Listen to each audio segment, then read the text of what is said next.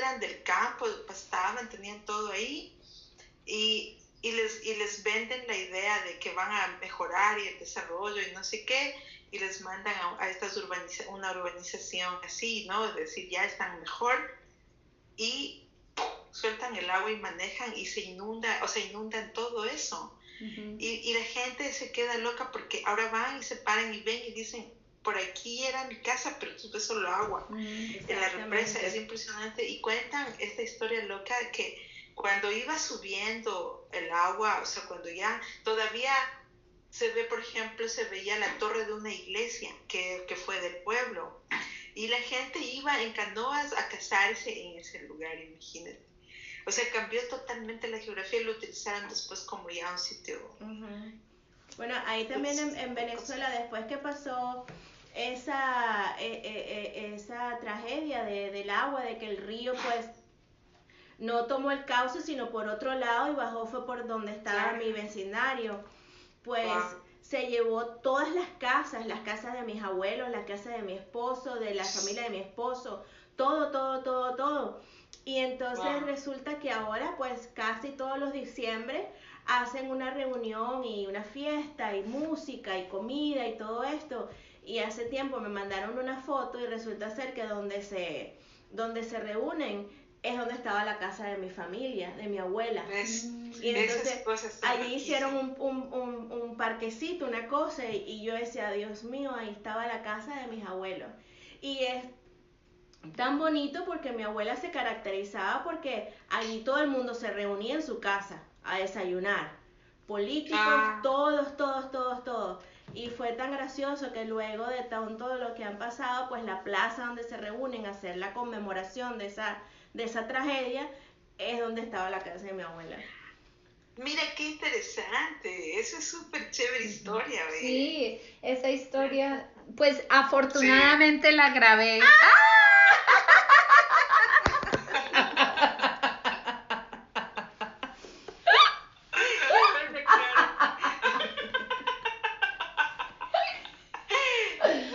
Ay, chica, usted ya está experta en Okay, this is the story that I want to tell about water, but it isn't really a story. It's just something that's preoccupied me, and that's weird because usually I'm a storyteller. Anyway, as many of you know, I grew up partly in the Netherlands, in Holland, and Holland is below sea level. So, growing up, water always seemed like sort of a conquerable force. I spent the first years of my life in New York City, but once I moved to the Netherlands, I started to notice like there's many places where you can go and see if, how far below sea level you're standing. And at times, like in the City Hall in Amsterdam, which is also the Opera House, there's like a sort of museum art installation science exhibit that's there so that you can actually see how high the water level would be if the ocean was there. Because Holland was created by somehow people pushing the water away from the land and creating a country. And they made these like canals that they dug. So the country is this flat kind of, checkerboard, not as square as a checkerboard, but totally flat. And it is just sort of like punctuated by these stripes, like a kind of plaid pattern of canals and organized straight sort of roadways of water. And in the winter, we would ice skate sometimes to school. We could just like walk right out of my mother's house and just ice skate for quite a distance on these canals. And sometimes you'd have to duck under bridges while you were skating, or maybe just step out and sort of waddle across the dry land back onto the water and skate some more. So the water is always kind of something that is being conquered, either by skates or by boats and bridges, and water kind of dictates life, but it's such an organized way of dealing with water. And there hasn't been any flooding or breaking of the dikes, which are, you know, the structures that they have in place to contain the water in so many years. But I remember that when my mother, when she was little, there were some times where the dikes would break or if there would be a bit of flooding.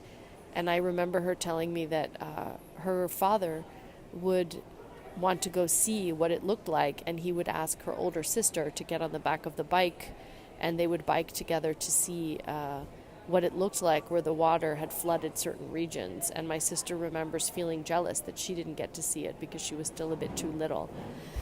So, you know, growing up, it's a very damp climate. You always feel like you're kind of inhaling water because it rains constantly. It's humid. So when it's cold, it feels about 20 degrees colder than it is. You know, like somehow my nose and fingers and toes were always frozen, even though it doesn't get as cold as it does, say, in Ithaca or New York City even.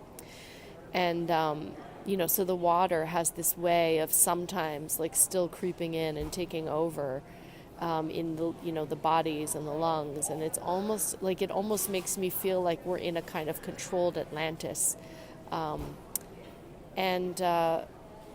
The you know, and this always kind of like stuck with me. There's another weird thing, and it's slightly obscene, about the water in Holland, which is that for some strange reason, and I hope this doesn't offend people that I'm bringing this up, but in the Netherlands, there's a lot of exhibitionists, flashers, like guys who will, you know, reveal their private parts.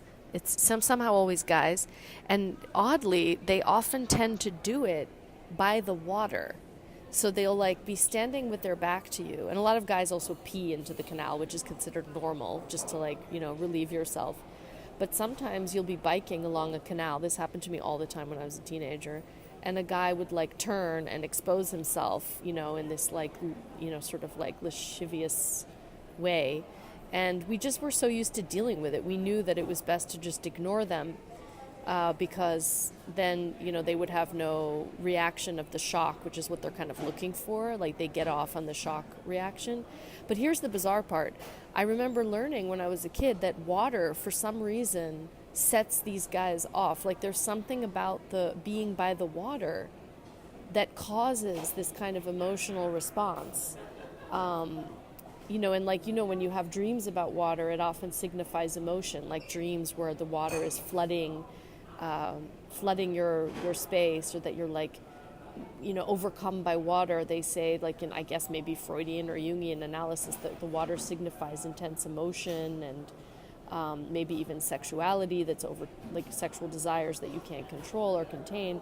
So I always found that fascinating, that we're in this country where the water has been super organized, but then there are these, you know, people who can't control themselves when they're too close to the water. And I remember growing up having dreams frequently, and of course I was also like in puberty, but that the water was, you know, flooding or taking over the house, or that, you know, and then I'd wake up and I'd look out the window and the water was completely contained because, you know, the Dutch have contained the water and somehow managed to conquer it. The last thing that I want to say about it is that when I told my stepchild that I explained about the water situation when we were in Holland, and her reaction at one point was, you know, she was like 8 years old when she said this, so Holland colonized the ocean. And I found that super profound. It's like the ultimate colonization story. That, I mean, we all, I guess most like developed countries, quote unquote developed countries, have colonized nature, but that Holland managed to colonize the ocean, I don't know. It's like this bizarre kind of like, I've taken over Mother Nature and I have won. But has it? Me pidieron que les apoyara en todo lo que es manejo del agua. Entonces yo me empecé a reunir con la gente de los comités de cuenca. Aquí en México una forma de gestionar, hacer gestión del recurso es a través de comités de cuenca que regula la Comisión Nacional del Agua, pero tiene como oficinas por regiones hidrológicas. Entonces yo empecé a reunirme con esa gente. Sin embargo, Carolina, lo que yo compartí en una conferencia es de que después como ya igual y tenía como 30 años, no, menos, tenía como 28 años cuando regresé. Y en ese momento yo me di cuenta que había un río, ¿no? Y que ese río estaba vivo, ¿no? Para mí me causó mucho asombro porque a lo mejor antes lo vi como el elemento incómodo de la ciudad, ¿no? Lo que apestaba, nadie lo quería tener cerca de su casa, estaba como en una situación muy deplorable, ¿no? Y entonces, pues yo decía, bueno, ¿en qué momento, qué pasó que llegó a ser esto el río, ¿no? Y bueno, mi asombro fue de que fuimos a la vertiente donde nace el río. Y me encuentro con un lugar, pues que es una cueva, donde se conserva todavía el ecosistema, donde pues el agua está clara, está cristalina, donde empieza a ser entubado porque alimenta ya un municipio que está cerca de Tuxtla Gutiérrez. Y pues veo que hay zonas donde el río está bien, donde pues pareciera que hubo un contraste en el tiempo, ¿no? Y entonces ahí es cuando me empezó a interesar de pues qué pasó y empecé a leer y buscar información. Y leyendo la historia de Tuxtla, pues evidentemente el río sí en algún momento fue un elemento que unía o que la gente llegaba a pasear, que era un sitio de descanso, que las personas pues convivían alrededor del río.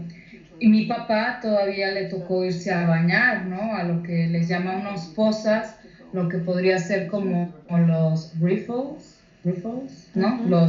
Riffles es como un elemento dentro del río donde hay el agua, tú sabes, está de repente, corre más rápido y de repente va más lento. Entonces, las pozas son los elementos donde el agua corre más lento. Sí. Y mi papá todavía en su muy infancia, llegó a bañarse allá. Pero bueno, de repente ya la urbanización alcanzó el río y ya no se pudo seguir bañando la gente. Entonces, bueno, yo cuando dejé ese trabajo y estaba pensando mi proyecto de investigación de tesis de maestría, pues yo dije, yo quiero, como pensaba al principio, hacer un comparativo de los comités de Cuenca, cómo estaban haciendo la gestión del agua. Sin embargo, pues como que estaba todavía en manos de actores que no están muy en contacto con el río. Entonces yo como que dije, no me siento tan cómoda investigar en esto, y entonces dije, no, mejor voy a hablar de cómo es esta relación, cómo está el río con la gente que vive aledaña a ese río, que eran los arroyos, ¿no? Y entonces más bien pues tú sabes, en la ciencia necesitas un indicador, y entonces tuve que acudir a la vegetación, ¿no? Entonces yo muestré los cambios que han habido en la vegetación leñosa como para identificar qué elementos o cómo estaba desde la cobertura y desde el tipo de especies en zonas más conservadas, donde había menos urbanización, a lo que había más urbanización. Y entonces, bueno, mi sorpresa fue de que evidentemente pues también no es lo mismo las especies que están en un gradiente donde hay una pendiente mayor, donde son ríos más angostos, lo que le llamamos ríos de primero o segundo orden, a cuando son ríos de mayor orden, porque ya el caudal tiene mucho más ancho y lleva pues ya diferentes afluentes, ¿no? Entonces yo estaba viendo pues cuáles eran esos usos de suelo que se podía relacionar con esos cambios de vegetación, y entonces encontré que había desde vegetación secundaria, porque en sí yo creo que ya han habido cambios así tal cual, una vegetación pristina no hay, pero sí había una vegetación más conservada que le llamé vegetación secundaria. Luego había un tipo de uso de suelo o sea, pastos y cultivos, lo que ya la gente hace ganadería o tiene algún cultivo, y era ver cómo estaba la vegetación en esos tramos, y luego el otro era donde había asentamientos urbanos, y eso lo repliqué para 3 diferentes arroyos. Entonces, cuando yo ya empiezo a hacer mi análisis estadístico, veo que evidentemente la riqueza cambia, disminuye drásticamente, la diversidad cambia, pero también las personas empiezan a apropiarse de esas zonas a través de plantar especies que para ellos son de su valor. Entonces ya me encontré con especies pues frutales, muchos frutales, dentro de ellos mango, aguacate, porque ya las personas se apropian y entonces pues ponen cosas que les sirven, ¿no? Y también empecé a encontrar especies más herbáceas o ya no tanto leñosas, pero un estrato más bajo, donde tienen pues incluso plantas de ornato. Y bueno, total que esta investigación, el objetivo fue un tanto diagnóstico, porque acá no hay muchos estudios de ese río, pero era ver cómo la gente está apropiándose y pues que sí hay cambios en la vegetación, que sí se elimina, y al eliminar esa vegetación se pierde ese contacto con el río, se pierde ese valor, porque una vez que está totalmente impactada y removida, pues ahí ya encuentras una calidad del agua muy mala y ya encuentras un río totalmente, pues que ya es un canal. Entonces, a mí lo que hablé con las personas, no tanto manejé la perspectiva social, sino mi estudio fue más bien como, o sea, yo lo ubiqué dentro de la ecología urbana, porque muestra este gradiente urbano-rural, pero, pues sí tuve que hablar con las personas, porque, como te diré, acá la tierra está en manos de propiedad privada o ejidatarios. Entonces, yo ahí me di cuenta que ya había un problema mayor, porque quienes hacen uso de esos lugares son los usuarios, dependiendo del título de propiedad que tienen. Y entonces tú no puedes acceder a esos lugares. Y yo, por ejemplo, en teoría la ley dice, no, esas partes de tierra son de la nación, no se podría de ser de nadie, pero la gente lo ocupa como si fuera de ellos. Y bueno, lo que yo contacté con las personas era pues para acceder a los lugares, sí tenía que pedir su autorización y involucrarme con los comisariados ejidales, tenía que ir a las asambleas, explicar de qué era mi proyecto de investigación, y ellos pues tenían interés, pero era como con un poco de temor. La verdad es que yo me di cuenta que la gente tiene mucho temor que vayas a su territorio y piensan que tú vas a hacer algo negativo, ¿no? Y te sienten como una amenaza. Entonces, yo sentía que, o sea, yo quería cambiarles esa perspectiva de que, pues, hay que ser honestos y empezar a registrar lo que hay. No importa si está bien o está mal para ellos, pero hay que tener como un rayos X de lo que está pasando. Y las personas no siempre son muy abiertas. Hay gente que tenía, te digo, mucho miedo y no quería como contar, o no quería pues que yo ingresara a sus ejidos, ¿no? O habían zonas que eran peligrosas, porque te das cuenta que hay uso de suelo irregular, y entonces ellos no quieren que tú vayas porque piensan que vas a decir algo al gobierno. Y entonces me di cuenta que la gestión del agua puede ser algo muy complejo, porque hay desde asentamientos irregulares, hay delincuencia que ocurre en esas zonas, hay gente que está usando el recurso de manera ilegal, porque me tocó ver que unas personas se apropiaron como de una parte del arroyo, de un afluente, y ellos usan esa agua y la venden a todas las comunidades que están aledañas. Y yo decía, pero ¿por qué el gobierno ha permitido esto? O sea, ¿en qué momento? ¿Me entiendes? Pero pues como ya está dentro de su propiedad privada, tú no puedes pasar.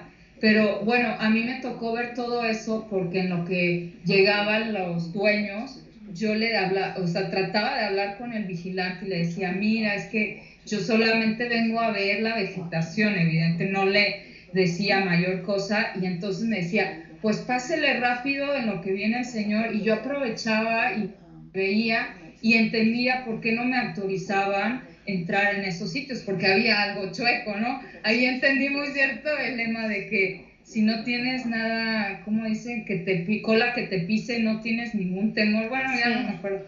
Pero la cosa es de que la gente tiene temor, ¿no? Y tiene temor porque habrá algo, ¿no? Ya sea con su condición de la tierra o están haciendo uso del recurso de manera ilegal, etcétera. Pero bueno, el contacto que yo tuve con la gente fue más que nada, pues, para que yo pudiera hacer este muestreo en mis sitios de trabajo, y pues también tenía guías que me llevaban a los sitios, y pues podía un poco ver la forma en la que vive la gente. Entonces yo creo que con este estudio a mí lo que me gustaría mostrar es cómo está viviendo esta gente alrededor de estos arroyos y cómo ellos pues realmente no, o sea, ellos no piensan en el agua como en algo que les está, o sea, ellos nada más piensan en usar el recurso, no piensan en conservarlo.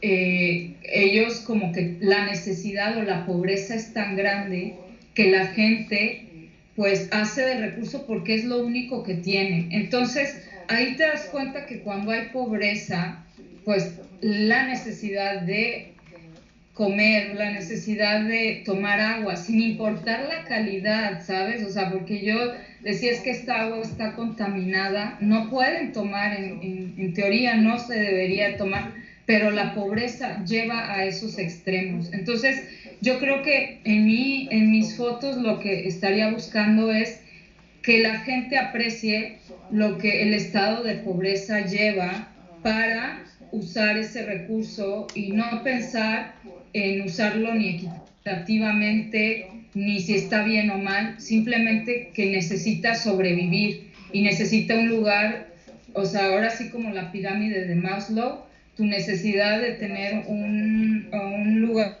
donde dormir, ¿no? De resguardo y de alimentación es más grande que cualquiera otra, ¿no? Entonces, yo creo que con eso se podría mostrar que para cuando trabajamos en temas de agua, pues habría que primero solventar esas necesidades básicas de las personas, porque mientras no se estén cubriendo, pues no se puede avanzar en mejorar la condición del arroyo, debido a que definitivamente la gente tiene otras prioridades. Y pues bueno, ojalá, yo pues estoy pensando ahorita en las fotos que pondría, y pues van a ver que el grado de marginación y pobreza es muy alto, y que la gente tiene que vivir en estos lugares porque como no hay una law enforcement, no hay como alguien que esté vigilando que realmente se cumpla la ley y que no se habiten esas zonas, a final de cuentas la gente llega, se establece, y como saben que no los van a quitar, pues ellos están como paracaidistas ahí, pero que genera una condición muy, al menos para el ambiente, muy mala. Y también ellos en su situación de pobreza, y es una situación de pobreza rara, ¿sabes? Porque llegas ahí y tienen una vegetación realmente conservada hasta cierto punto, que tú dices, bueno, pues están viviendo dentro de lo que cabe, pues no, nada mal, o sea, tienen muchos árboles, pueden empezar a hacer, cultivar algo y ya tienen alimento. Entonces, es una situación de pobreza en el sentido porque no tienen los servicios de drenaje, de saneamiento, pero en sí el entorno no es tan malo, ¿no? Entonces quizá podría mostrar eso, cómo se vive esta pobreza un poco, o sea, quiénes viven, cómo está su situación, pero al mismo tiempo observar con otros lentes de que hay condiciones que los hace sentir no tan pobres, ¿sabes? Que tienen un recurso y que tienen como un ambiente no tan feo para vivir. Entonces creo que eso sería importante, y pues, ¿cómo te diré? En algún momento yo de mi estudio quería, fíjate, como hacer una comparación de cómo están viviendo personas al lado del río, como cuál es su condición.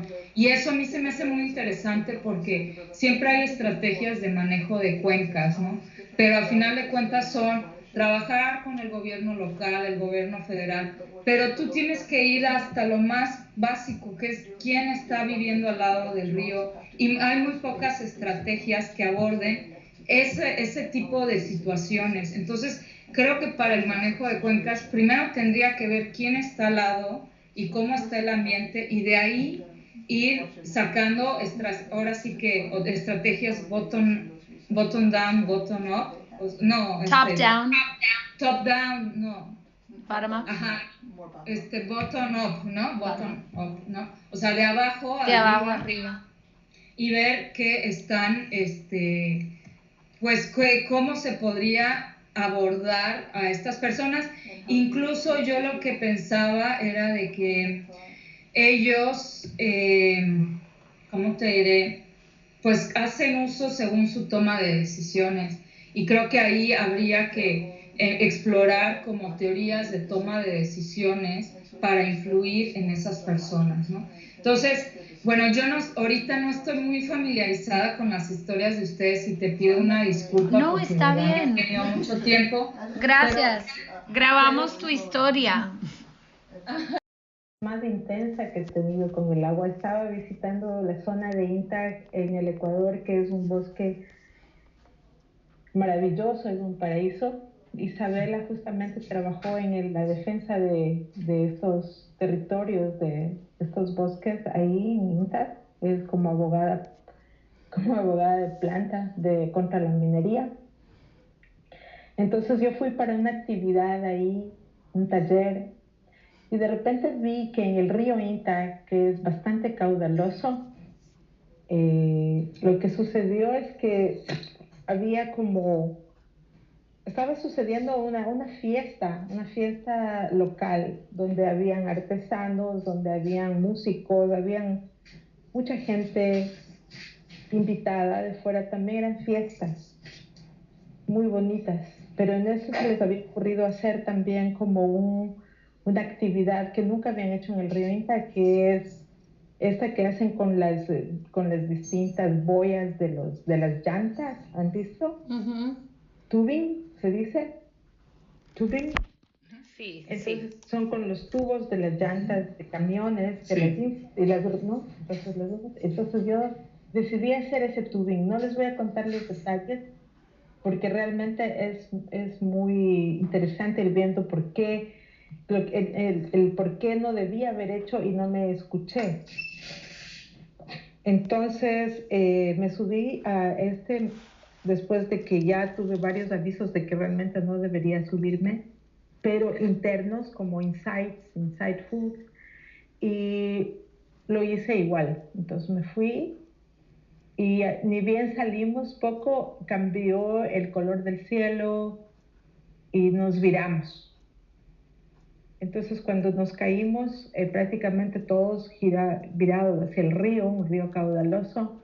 Lo único que recuerdo es que yo me quedé dentro del agua,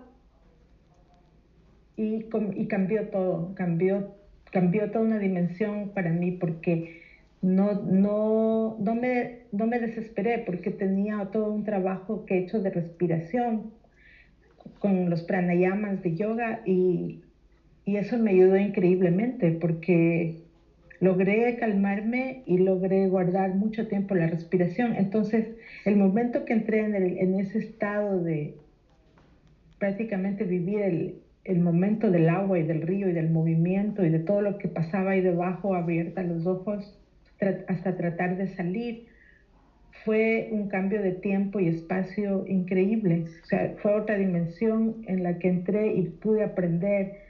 Recibí mucha información de cómo es la vida del agua, el movimiento del agua, la fuerza del agua y todo lo que es en sí, como que lo logré vivir más allá de los sentidos. Entonces, en ese momento entendí que nuestra respiración está muy conectada al agua. Y para poder vincularnos a lo que realmente es el cuerpo del agua, la vida del agua, tenemos que trabajar en ese enfoque. Entonces, eso les quería compartir como una nueva puerta de entrada. Gracias, Valencia. Sigo yo, porque también te temo si tengo que desaparecer. Pongamos... Okay. Hola a todos. Tengo como 3 historias breves conectadas con mi tierra, que es Wisconsin, y son historias de pérdida, en cierto sentido. No sé qué. La primera historia es en la granja de mis padres, de mis antepasados. Había un riachuelo, siempre existía ese riachuelo. Y mi papá decía que cuando él era niño, que todavía en ese riachuelo era mucho más profundo y que venían, sobre todo en la primavera los pescados, los peces. Y cosechaban los peces with a net, con una red, podían aprovechar. Cuando yo era niña, pues ya no llegaban los peces, pero sí se congelaba. Y nosotros en el invierno, uno de los grandes momentos de mi niñez era poder patinar sobre hielo de mi casa hasta el río Fax, el río Zorro, que se llama, que es como más o menos 5 millas, 7, 8 kilómetros, por puros riachuelos y por las granjas. Pero ahora se ha ido construyendo casas por toda esa zona y ha desaparecido por completo el riachuelo. Nada más hay una pequeña depresión y ya no existe de nada. La segunda tiene que ver con el mismo río Fax, porque el riachuelo se conecta con el río Fax. Y en tiempo todavía de mis padres, mis abuelos y también en mi niñez se pescaba en el río Fax, sobre todo percha, que es un pescado de agua dulce que se aprecia mucho en esa zona. Pero cuando yo era niña ya no se podía pescar porque el río se había hecho muy contaminado, completamente, o sea que los peces estaban contaminados y no se podían comer. Y la tercera historia, que también es de pérdida, es que mis abuelos tenían una pequeña cabaña en lo que llamamos el norte, en el norte de Wisconsin, como a hora y media de mi casa. Y íbamos de vez en cuando los fines de semana para compartir con mis abuelos, que tenían esa cabaña al lado de un pequeño río que también tenía sus cataratas, y hicimos tubería en las cataratas y todo lo demás, pero también pescamos. Y lo que pescamos ahí era trucha. Ahora esta zona está mucho más desarrollada, con muchas casas. Mi familia se fue vendiendo el terreno. Antes tenían 80 acres, que son como 40 hectáreas, ya no.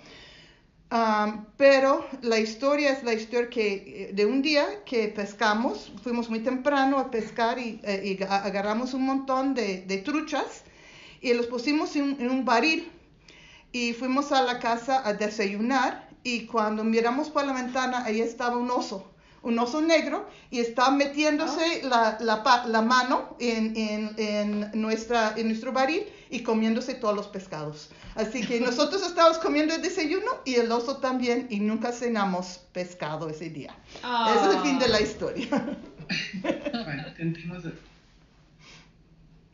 intentemos así. Si algo pasa, desconecte el video.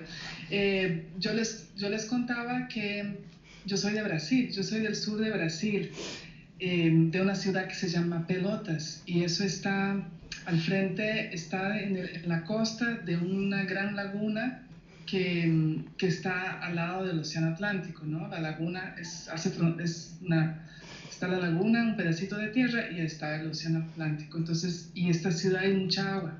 Es un lugar de humedales, muchísima agua, muchos canales, arroyos, la laguna, el mar, ahí se quita.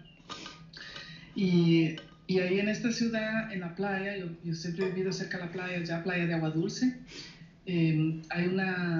Desde que soy niña, mi mamá siempre me llevaba a ver una estatua de Iemanjá, que había una fiesta Iemanjá siempre el 2 de febrero. Allá en Brasil se conmemora el día de la Iemanjá, que también es el día de lo que de quienes llamamos allá Nuestra Señora de los Navegantes, que son como, ¿no?, el mismo personaje.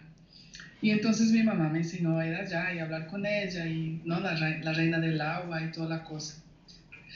Bueno, muchos años después, esto fue como en el 2001 más o menos, fui a pasar mi cumpleaños. Yo cumplo años cerca de Navidad, entre Navidad y Año Nuevo, entonces yo viví en Ecuador en esta época y estaba pasando por un momento muy malo. Yo ni siquiera me acuerdo qué era, pero me acuerdo de tener la sensación de que algo, ¿no? Yo no sé si había roto yo no me acuerdo, con un novio o algo así, pero estaba muy mal, y una buena amiga me invita a pasar Año Nuevo en la costa del Pacífico, allá en Ecuador, en el sur, en Manabí. Y fuimos, y ella conmigo, y llegamos el día anterior a mi cumpleaños. Y en el día de mi cumpleaños yo me acuerdo que desperté así como bajoneada, y uno acostumbro pues tener varios días malos, entonces fue como un evento especial esta vez, aunque por suerte ya olvidé qué era. Pero lo increíble fue que entramos al mar, y yo me acuerdo que antes ella me había dicho, bueno, no es al mar, ahora tú puedes entrar ahí y dejar todos los problemas y pedir que el mar te cure, acuérdate de tu Iemanjá, y ella me ayudaba. Era Cris, referencia para Valentina.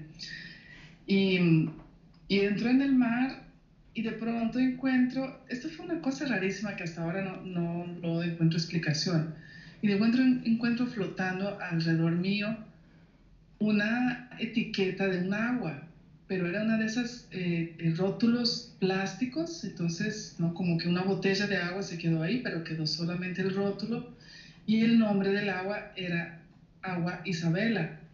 Yo nunca vi este agua en mi vida ya en Ecuador. Wow. No hay en ningún lado ningún agua que se llama Isabela. Y lo cojo este rótulo, y me quedé mirando, y le mostré a Cris, las dos, ¿qué es eso?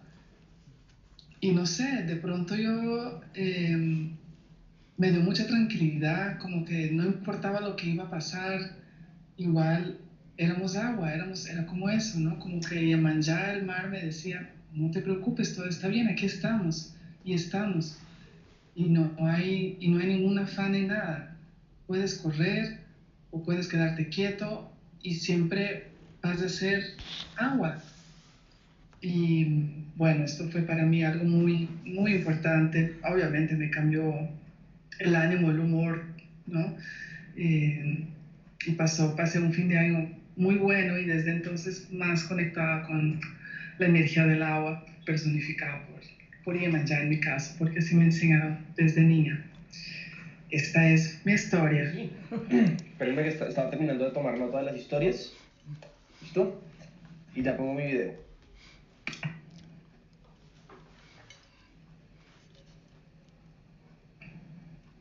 Listo, pues. Entonces, bueno, ya está corriendo el tiempo, no sé. Sí. Esto es extraño. Básicamente, mi historia se remonta al 2004. Yo en ese momento todavía era estudiante de colegio, ni siquiera estaba, creo que en bachillerato, estaba entrando al bachillerato, y había descubierto como hobby una actividad que me gustaba mucho, que era el esquí acuático. No sé si todos saben qué es el esquí acuático. Es básicamente como el esquí en nieve, pero en lugar de estar bajando y deslizándose por una montaña, uno está siendo jalado por una lancha y agarrado con una cuerda de las manos, y pues hay diferentes modalidades y muchas formas de hacerlo. Yo empecé a practicarlo muchísimo, de enero a mayo más o menos. Estuve haciendo prácticas todos los sábados y domingos de 4 o 5 horas en una laguna helada. Realmente es una represa, realmente no es una laguna natural, que está a 1 hora y media de Bogotá. Es súper fría, y es una de las que abastece con energía toda esta zona de la sabana bogotana. Yo esquiaba mucho, me encantaba, íbamos todos los fines de semana con mi padre, y decidimos, todo esto es un poco el contexto, decidimos que yo tenía aptitudes y que debería irme durante el verano a hacer un intercambio de esquí en la Florida, en un lugar que se llama Santa Rosa Beach, que es súper bonito, y literalmente hay un pueblo de esquiadores que construyeron unos lagos especiales para esquí, con la temperatura óptima por el tamaño, etc. Cuando me fui durante el verano, me fui a quedar en donde un tío, y digamos lo triste del asunto es que a la semana 2 de iba a estar 2 meses, estar tanto tiempo en contacto con el agua, porque digamos pasé de estar solamente dos días a la semana entrenando, así fueran 4 horas diarias, eran 2 días, a estar todos los días metido 3, 4, 5 horas esquiando, esperando siguiente turno, haciendo fila. y mi piel empezó a deteriorarse, mi piel empezó a convertirse, empezó a llagarse, a llenarse de ampollas, y el agua terminó siendo el detonante de una condición que yo padezco que se llama dermatitis atópica, en donde un anticuerpo específico que yo tengo me ataca bajo ciertas condiciones, como por ejemplo estar constantemente en la humedad. Entonces en mi caso es triste porque una actividad que quería muchísimo tuvo que acabarse. Hoy en día ya no puedo esquiar porque mi cuerpo y el agua no deben estar tanto tiempo juntos, y es algo muy triste porque pues somos agua, pero al mismo tiempo yo no puedo estar tanto en el agua. Entonces esa es un poco mi historia. Bueno, voy a ir a ver si me alcanzan exactamente 4 minutos. Y la historia que quiero contarles fue algo que me pasó cuando fui con mi novio Sam a Santa Marta. Y fue probablemente una de las cosas más impresionantes y más miedosas que me ha pasado. No pasó en contacto con el agua, pero hay agua que es parte de la historia. Entonces estábamos yendo en Tayrona, en el Parque Tayrona, ahí cerca de Santa Marta. Queríamos ir a caminar a la playa y nos habían dicho en el hotel que iba a ser cruzando unas piedras. Y entonces aquí, donde vivimos nosotros, geográficamente hay muchas cascadas y uno cruza piedras y uno cruza por ahí y es todo el tiempo, y eso no es algo como súper miedoso. Pero yo le tengo mucho miedo a las alturas, como saben algunos, y cuando llegamos, Sam y yo no esperábamos tanto tiempo caminando. Pues para hacerlo breve, nos demoramos como 4 horas cruzando a llegar al mar. Y cruzar estas piedras resulta que son piedras súper altas, como 20 pies en altura, dos pisos de un edificio, algo así, muy altas. Y había que saltar de una piedra a otra. Y como no estábamos preparados, no habíamos llevado agua, pero sí teníamos un guía. Y entonces yo tenía mucha sed, estaba llorando y sudando, cubierta en agua, perdiendo agua, sin agua para tomar. Y llegó un momento en que yo pensé que tal vez este señor que le habíamos pagado a un señor que era como uno de esos guías no oficial del parque, y resulta que pues a lo largo de caminar juntos él nos contó algo de su vida, que él había estado en el ejército y había matado personas inocentes, y fue muy traumático. Y yo pensé en algún momento, no sé si era la deshidratación, que tal vez yo me había imaginado a este hombre y que él me estaba ayudando y él me sostenía las manos así, y hubo un punto que yo tuve que saltar en el aire de una piedrita súper alta a otra, y él me cogió las manos así y me dijo: me estás dando miedo, tienes que ir ya. Y yo salté y lloré y me reí, le cogía la mano, y pues bueno, en fin, terminamos, y lo último que había que hacer era ir debajo de una piedra que estas piedras son enormes, que se había caído y uno cruza por debajo, y él dijo: bueno, esta parte es un poco miedosa porque tienes que cruzar debajo de esta piedra.